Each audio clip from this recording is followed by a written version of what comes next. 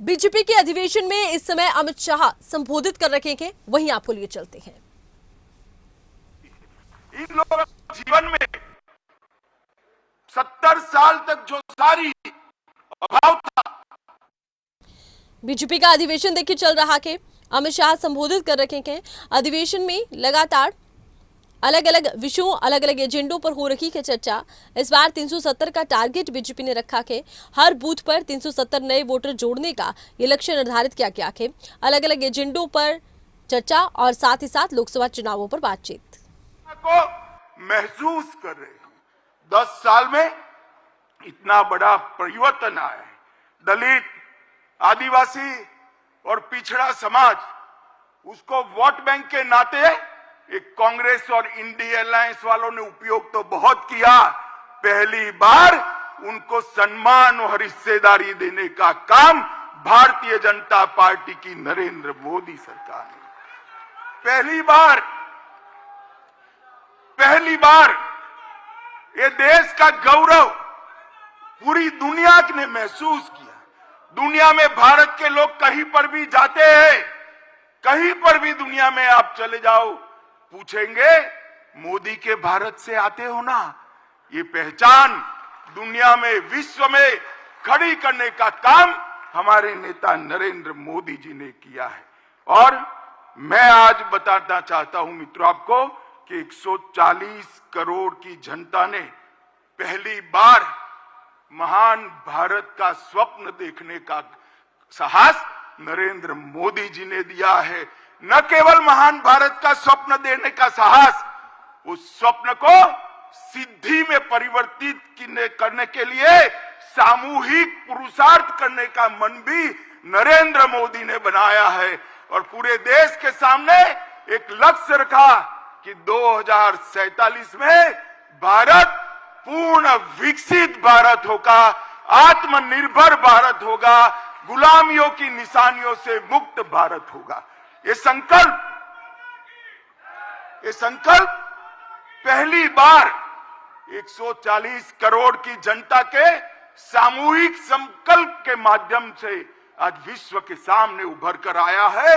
और इस संकल्प का एक्नॉलेजमेंट भी पूरा विश्व कर रहा है। मित्रों, मोदी जी ने 10 साल के अंदर कई सिद्धियां प्राप्त की हैं। गरीबी से मुक्ति, भ्रष्टाचार से मुक्ति, जातिवाद से मुक्ति, परिवारवाद से मुक्ति, तुष्टीकरण से मुक्ति। इस देश का लोकतंत्र कई सालों तक भ्रष्टाचार, जातिवाद, परिवारवाद और तुष्टीकरण के नासुरों से ग्रसित रहा। नरेंद्र मोदी जी ने पहली बार भ्रष्टाचार, जातिवाद, परिवारवाद और तुष्टीकरण की राजनीति को समाप्त कर पॉलिटिक्स ऑफ परफॉर्मेंस को एस्टैब्लिश करने का काम नरेंद्र मोदी जी ने किया। नरेंद्र मोदी जी ने अपने कर्तव्य से, अपने कर्तृत्व से देश की पूरी जनता को एक सामूहिक हीन भावना थी, इस सामूहिक हीन भावना को, एक मास इंफीरियरिटी कॉम्प्लेक्स को समाप्त कर हम भी कर सकते हैं, हम ही करेंगे, एक गौरव के साथ दुनिया के सामने किया।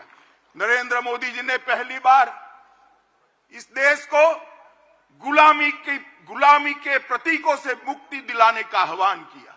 ये शुरुआत आजादी के दूसरे दिन होनी चाहिए थी, परंतु जब तक कांग्रेस रही, जब तक इंडिया अलायंस वाले रहे, इसकी कल्पना भी नहीं की।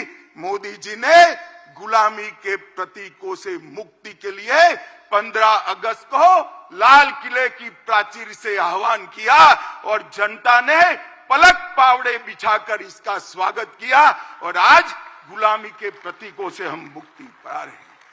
उग्रवाद और आतंकवाद, नक्सलवाद इस देश को 4 दशक से परेशान करता है। मोदी जी के 14 से 24 के कार्यकाल में उग्रवाद और आतंकवाद और नक्सलवाद अपनी अंतिम सांसें गिन रहा है। मैं देश की जनता को कहना चाहता हूं, मोदी 3 में ये देश पूर्णतया आतंकवाद, उग्रवाद और नक्सलवाद से मुक्त होकर शांत और समृद्ध भारत बनने की दिशा में आगे बढ़े। भाई और बहनों, मोदी जी के शासन ने कई विरोधाभास खत्म कर दी। एक समग्रता से सोचने वाला नेतृत्व, एक नीति के आधार पर चलने वाला नेतृत्व, एक युग दृष्टा नेतृत्व किस तरह से काम करता है इसकी मिसाल कायम की है। पूरे आजादी से कालखंड सरकारों की मीमांसा इसी तरह से होती है। ये सरकार किसानों की सरकार है या उद्योगपतियों की सरकार? ये सरकार किसान कल्याण करेगी या इकोनॉमी को आगे बढ़ाएगी? मोदी जी ने बता दिया, किसान कल्याण भी हो सकता है और अर्थतंत्र भी पटरी पर आ सकता है। दोनों के बीच में कोई भी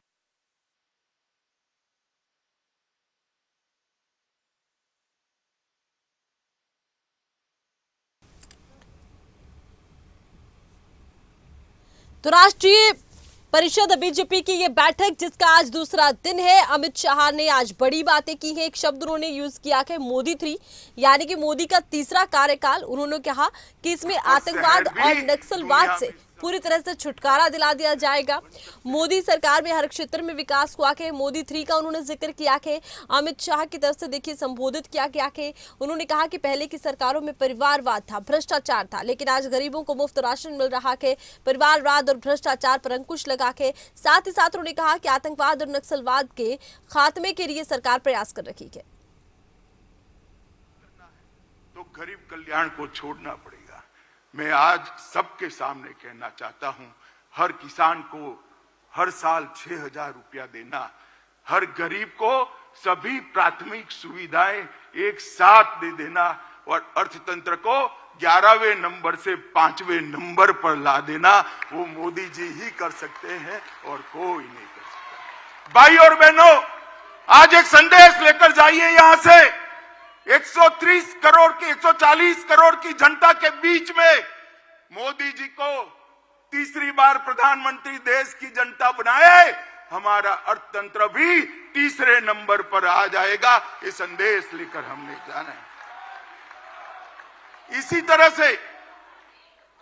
से एक द्वंद्व चालू रहा कि विदेश नीति, अगर दुनिया को मित्र बनाना है तो देश की सुरक्षा में थोड़ा बहुत कॉम्प्रोमाइज करना पड़ेगा। ये बहुत लंबा बहस का विषय आजादी के बाद तुरंत शुरू हुआ और सारे पंडित सुरक्षा नीति और विदेश नीति के बीच के द्वंद्व में फंसते रहे।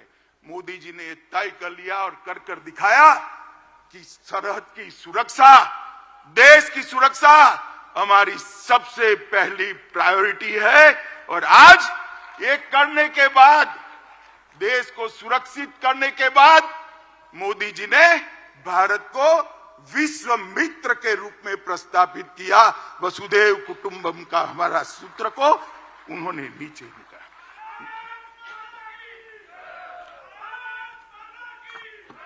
मित्रों, इंडी अलायंस और कांग्रेस पार्टी, इसकी देन थी कि इस देश के लोकतंत्र की स्पिरिट को खत्म कर दिया। देश के लोकतंत्र को भ्रष्टाचार, परिवारवाद, तुष्टीकरण और जातिवाद से कलर्ड कर दिया। कभी भी स्वतंत्र रूप से जनमत उभर कर न आए, इस प्रकार की लोकतांत्रिक व्यवस्था करने में परिवारवादी पार्टियां लगी रही।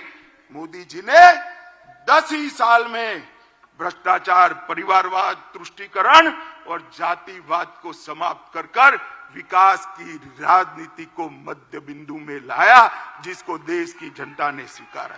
मित्रों, मैं आज आप सबके माध्यम से करोड़ों भारतीय जनता पार्टी के कार्यकर्ताओं को कहने आया, अगला चुनाव 2 खेमे पड़े हुए हैं। महाभारत के युद्ध में जैसे पांडव और कौरव के खेमे पड़े थे, इसी तरह चुनाव के पहले 2 खेमे पड़े हैं। एक खेमा है मोदी जी के नेतृत्व में, बीजेपी के नेतृत्व में एनडीए का गठबंधन, और दूसरा है कांग्रेस के नेतृत्व में सारी परिवारवादी पार्टियों का इंडी अलायंस। देश को तीनों में से एक को चुनना है। इंडी गठबंधन एक घमंडिया गठबंधन, भ्रष्टाचार, परिवारवाद और तुष्टीकरण की राजनीति का पोषक, और भाजपा और एनडीए का गठबंधन राष्ट्र प्रथम के सिद्धांत पर चलने वाला गठबंधन है। देश की जनता को तय करना है ये परिवारवाद।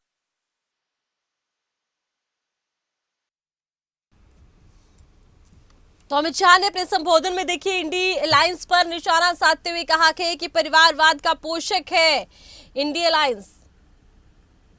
अमित शाह का संबोधन, आपको बता दें कि बीजेपी का ये 2 दिन का अधिवेशन और इस राष्ट्रीय परिषद की बैठक का आज दूसरा दिन है। अमित शाह संबोधित कर रहे हैं। उन्होंने न केवल सरकार की उपलब्धियों का जिक्र किया बल्कि इंडी अलायंस पर निशाना साधा। उन्होंने कहा कि हमारी सरकार ने भ्रष्टाचार पर प्रहार किया के, परिवारवाद पर प्रहार किया के, नक्सलवाद पर प्रहार किया के।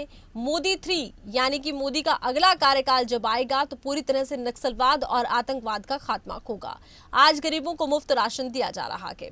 साथ ही साथ उन्होंने इस मौके पर इंडी गठबंधन पर निशाना साधते हुए कहा कि ये इंडी गठबंधन नहीं, घमंडिया गठबंधन है।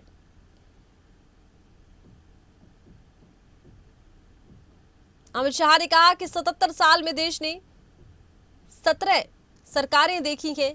पीएम मोदी ने गुलामी के प्रतीकों से आज मुक्ति दिलाई है।